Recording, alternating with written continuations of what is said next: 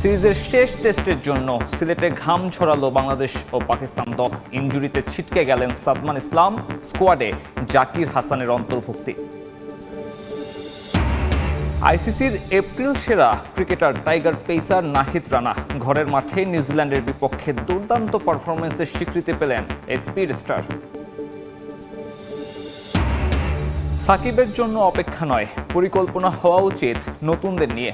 Fitness ও বয়সের বিবেচনায় কঠিন হবে অলরাউন্ডারের ফেরা, বললেন পাকিস্তানের সাবেক অধিনায়ক রামিজ রাজা। বাজেট নিয়ে মন্ত্রণালয়ের সঙ্গে বাফুফের আলোচনা শেষ। ফুটবল দলের নতুন কোচের নাম ঘোষণা হতে পারে কাল। হাই প্রোফাইল কাউকেই চান ক্রীড়া প্রতিমন্ত্রী। শুরুতে ক্রিকেট। সিলেট টেস্টের আগে পরিবর্তন আসলো বাংলাদেশের স্কোয়াডে। ইনজুরিতে ছিটকে গেছেন সাদমান ইসলাম, তার পরিবর্তে দলের সঙ্গে যুক্ত হয়েছেন জাকির হাসান। সিরিজ নির্ধারণী ম্যাচে ভোগান্তি হতে পারে বৃষ্টি, তবে ওই মেঘলা আবহাওয়াতেই লাক্কাতুরায় ঘাম ছড়িয়েছে বাংলাদেশ ও পাকিস্তান দল। সিলেট থেকে নৌশাদ আহমেদের ছবিতে অপু বণিকের রিপোর্ট। বুধবারের তুলনায় সিলেটের উইকেটে ঘাসের পরিমাণ কমেছে কিছুটা। শনিবারের ম্যাচের আগে কমবে আরও। পুরোদস্তুর পেস বান্ধব নয়, স্পিনাররাও সুবিধা পাবে সময়ের সাথে। উইকেট যেমনই হোক না কেন, সিলেট টেস্টে ফেভারিট স্বাগতিকরাই। যদিও পরিবর্তন এসেছে টাইগার স্কোয়াডে। চোটে ছিটকে গেছেন সাদমান ইসলাম, তার বদলি জাকির হাসান। যদিও সাদমানের বদলি হিসেবে সুযোগ পাবার দৌড়ে এগিয়ে থাকবেন তানজিদ তামিম। সিলেটেই অভিষেক ঘটতে পারে এই বাঁহাতি ওপেনারের। একাদশ নিয়ে ম্যানেজমেন্টের চূড়ান্ত সিদ্ধান্ত আসবে শুক্রবারের অনুশীলন শেষে। এর আগে ফুরফুরে মেজাজে ফিল সিমন্সের দল। ওয়ার্ম আপের পরে আলাদাভাবে হয়েছে ব্যাটে বলের প্রস্তুতি। ওয়ার্কলোড ম্যানেজমেন্টের অংশ হিসেবে পেস ইউনিটেও আসতে পারে পরিবর্তন। অবশ্য সুযোগ যারাই পাক, সিরিজ জয়ে বাংলাদেশ যে আত্মবিশ্বাসী, তেমনই ইঙ্গিত ফিল্ডিং কোচের কণ্ঠে। ওদের সাথে দীর্ঘদিন ধরেই খেলেছে আমাদের প্লেয়াররা। তারা জানে যে তার উইক জোন কোনটা, তার স্ট্রং জোন কোনটা। ভালো একটা দিক যে আমাদের দেশে আগেও ছিল 140-145 বল করার মতো প্লেয়ার, এবং নাহিদ রানা একটা আমাদের নতুন যে সেন্সেশন আমাদের পেস বোলিংয়ে, এটা আমাদের জন্য একটা প্লাস পয়েন্ট। প্লাস সাথে আমাদের তাসকিনও কিন্তু 140+ বল করে, ইবাদত বল করে, এবং শরীফুলও বল করে। তো এটা আমাদের জন্য একটা খুব ভালো একটা পজিটিভ সাইড যে নাহিদ রানার মতো পেস বোলার আমাদের টিমে আছে।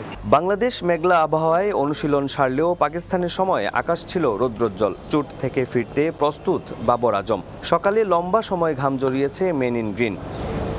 সিরিজ বাঁচাতে মরিয়া সফররতরা। যদিও তা করতে সেরা ক্রিকেট খেলার বিকল্প নেই শান মাসুদদের। দ্বিতীয় টেস্টে আসবে একাধিক পরিবর্তন। বাদ পড়তে পারেন রিজওয়ান, সৌদ, শাকিলের মতো নাম। লাক্কাতুরায় পেস সামলানোই বেশ গুরুত্ব দিয়েছে পাকিস্তান। রানা, তাসকিনদের সামনে ঘুরে দাঁড়াতে চায় অতিথিরা। আইসিসির এপ্রিল মাসের সেরা ক্রিকেটার নির্বাচিত হলেন টাইগার পেসার নাহিদ রানা। ঘরের মাঠে নিউজিল্যান্ডের বিপক্ষে ওয়ানডে সিরিজে দুর্দান্ত পারফর্ম করার পুরস্কার পেলেন এই স্পিড স্টার। টানা কয়েকটি সিরিজ ধরেই আন্তর্জাতিক ক্রিকেটে দারুণ বোলিং করছেন নাহিদ। গত মার্চ মাসে পাকিস্তানের বিপক্ষে ওয়ানডে সিরিজে 8 উইকেট নিয়েছেন তিনি। এরপর এপ্রিলে ঘরের মাঠে নিউজিল্যান্ডের বিপক্ষেও পারফরমেন্সের ধারাবাহিকতা ধরে রাখেন টাইগার পেসার। 3 ম্যাচে এবারও দখল, 8 উইকেট। আর টানা এই পারফরমেন্সের কারণেই এপ্রিল মাসের আইসিসির সেরা ক্রিকেটার নির্বাচিত হলেন নাহিদ। পাকিস্তানের বিপক্ষে টেস্টেও চলছে Nahid magic.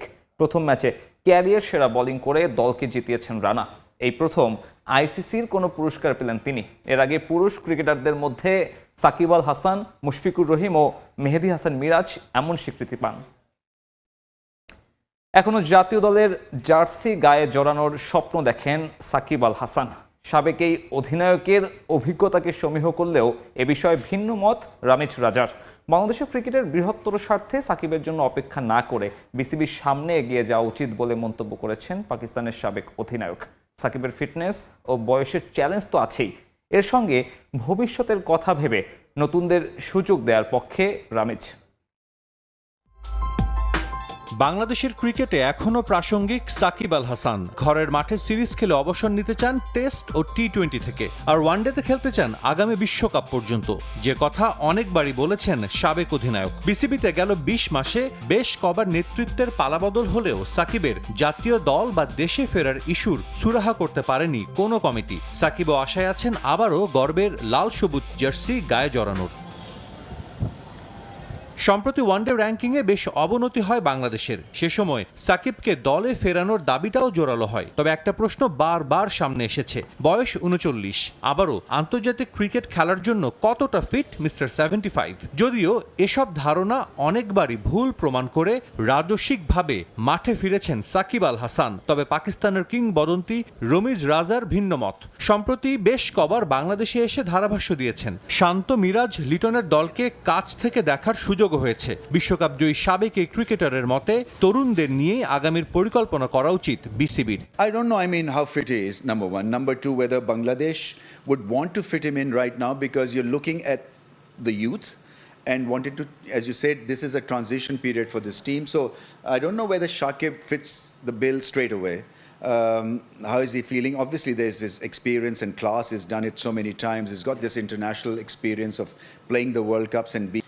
Frankly, I would want Bangladesh to move forward and experiment with young faces. বয়সের বিবেচনায় সাকিবকে বাদ দেওয়ার কথা বললেও 1992 সালে রমিজ রাজা নিজে বিশ্বকাপ জিতেছিলেন 40 বছর বয়সী ইমরান খানের অধীনে। সাকিবের ভাগ্যে কি লেখা আছে তা হয়তো সময় বলে দেবে। জাতীয় দলের জন্য কোচ নিয়োগে বাজেট কোনো সমস্যা হবে না বলে জানিয়েছেন যুব ও ক্রীড়া প্রতিমন্ত্রী আমিনুল হক। বাফুফের সভাপতির সঙ্গে বসে দ্রুতই কোচ নিয়ে বাজেট ইস্যু সমাধান করতে চান তিনি। দেশের ফুটবল সমর্থকদের চাওয়া অনুযায়ী হাই প্রোফাইল কোচে নিয়োগ দেওয়া হবে বলে জানান আমিনুল হক। এদিকে হাই প্রোফাইল কোচের অধীনে অনুশীলন করতে মুখিয়ে আছেন জাতীয় দলের ফুটবলাররা।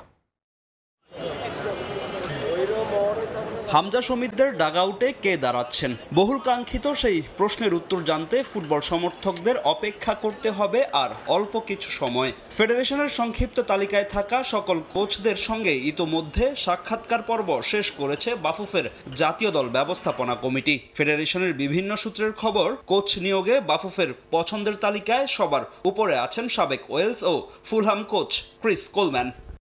লাল সবুজ দলের সঙ্গে কাজ করার আগ্রহ প্রকাশ করেছেন কোলম্যান নিজেও। তবে যত বিপত্তি বাজেটে।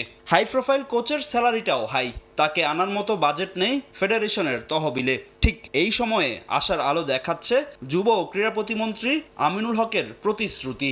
সারা বাংলাদেশের যে দর্শকদের যে চাওয়া রয়েছে, যে প্রত্যাশা রয়েছে, আমরা সর্বোচ্চভাবে গুরুত্ব দিয়ে যাকে আমাদের বেস্ট মনে হবে, যাকে দিলে আমার বাংলাদেশের ফুটবল এগিয়ে যাওয়ার অনেক বেশি সম্ভাবনা থাকবে, আমরা সেই মানুষটিকে নিয়োগ দিব। বাফুফের সাথে এক হয়ে আমরা বেস্ট পসিবল কোচকে নিয়োগ দেওয়ার জন্য যা করণীয় আছে সার্বিক সহযোগিতা বাফুফের পক্ষে থাকবে। কোচ ইস্যুতে যুব ও ক্রীড়া প্রতিমন্ত্রীর সঙ্গে বাফুফের সভাপতির বৈঠক বসার কথা রয়েছে।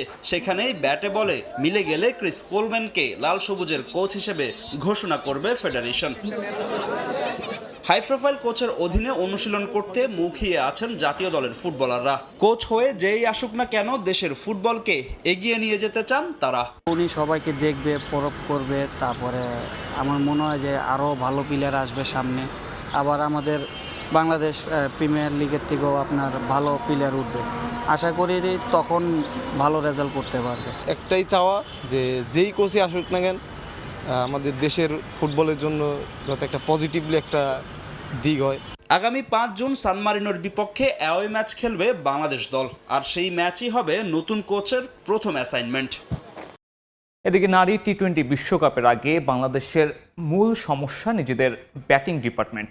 দুর্বলতা অকপটে স্বীকার করলেন ব্যাটার সোবাহানা মোস্তারি। মেগা আসরের আগে এসব সমস্যা যতটা সম্ভব ঠিক করে বিশ্বকাপে সেরা সাফল্য পাওয়াই এখন লক্ষ্য জ্যোতির দলের। আসেন সামনে টি-20 বিশ্বকাপ, বরাবরের মতো এবারও নারীদের মেগা আসরের প্রস্তুতি নিয়ে উঠছে প্রশ্ন। এদিন প্রস্তুতি ম্যাচে অনূর্ধ্ব-16 ঢাকা মেট্রো দলের সঙ্গেও বাজেভাবে হেরেছে টাইগ্রেস। 164 রানের জবাবে 125 রানের গুন্ডি পেরোতে পারেনি জ্যোতিরা। ব্যাটিংয়ে নিজেদের দুর্বলতা অকপটেই স্বীকার করলেন সুবহানা মুস্তারি। ওরা ভালো জোরে বল করে, আমাদের যেহেতু গ্রুপে সাউথ আফ্রিকা, অস্ট্রেলিয়া আছে, তো তারাও এইরকম পেজেই বল করবে আমার কাছে মনে হয়। তো আমাদের আজকে আমরা জিততে পারিনি, কিন্তু প্রথম দিকে আসলে আমরা উইকেট লুজ করে ফেলেছি। বোলিংয়ের থেকে ব্যাটিংটা আমাদের একটু ডাউনে আছে, এটা আমরা ফিল করি বা বিশ্বাস করি, সেটা নিয়ে আসলে কাজ করছি। লাস্ট ম্যাচগুলো আপনি দেখবেন যে আসলে চেস করার আমাদের ক্ষমতা কতটুকু, সেটাও আমরা আসলে দেখেছি। শুধু পারফরমেন্সই নয়, বিশ্বকাপের আগে দলের অভ্যন্তরীণ নানা জটিলতা নিয়েও হচ্ছে কানাঘুষা। জাহানার অভিযোগের পর দলের সিন্ডিকেট নিয়েও চর্চা হয়েছে অনেক। অধিনায়ক জ্যোতির পারফরমেন্স টি-20 সুলভ কিনা সে প্রশ্নও তুলছেন অনেকে। বাহিরে যে কথাগুলো হচ্ছে ওগুলো টিমে আমরা কখনোই ইম্প্যাক্ট করতে দিব না, কারণ আমাদেরকে ক্রিকেটটা খেলতে হবে, আর আমরাই জানি আসলে আমরা কতটুকু। তো আমার কাছে মনে হয় না যে দলাদলি করে আমার জায়গা কেউ নিতে পারবে। জ্যোতি আপু তো বরাবরই আমি বলবো যে উনি ভালো খেলে, কন্ট্রিবিউট আছে। আপনি লাস্ট 4 বছরে যদি দেখেন ওনার পরিসংখ্যান বেশি। সবারই স্ট্রাইক রেট আমার ভালো। টি-20তে যদি জ্যোতি আপু লং টাইম ধরে খেলতে পারে, আমার কাছে মনে হয় যে স্ট্রাইক রেটটা ওনারও ভালো হবে। তবে এসব একপাশে রেখে বাংলাদেশের এখন মূল লক্ষ্য বিশ্বকাপে সেরা সাফল্য পাওয়া। যে কদিন আছে দল চেষ্টা করছে সর্বোচ্চ প্রস্তুতি নিয়েই বিশ্বকাপের মঞ্চে নামতে। ওই ওয়েদারে আসলে হ্যাঁ দরকার হয়তো বা 2টা পেস বলার একসাথে খেলানোর, বাট তারপরও মারুফা যে ধরনের ফ্যাসিলিটিস দিচ্ছে আমাদেরকে, আবার তৃষ্ণারও বলবো যে ও অনেক ভালো বল লাস্ট সিরিজে করেছে, আবার আজকে ও অনেক ভালো বল করছে। তো আমার কাছে মনে হয় এরা দুইজন খেললেও আমাদের কিছু আশা করা যায় ওই উইকেটে। বিশ্বকাপের আগে স্কটল্যান্ডে ত্রিদেশীয় সিরিজ খেলবে বাংলাদেশ। 25 মে দেশ ছাড়বে নারীরা।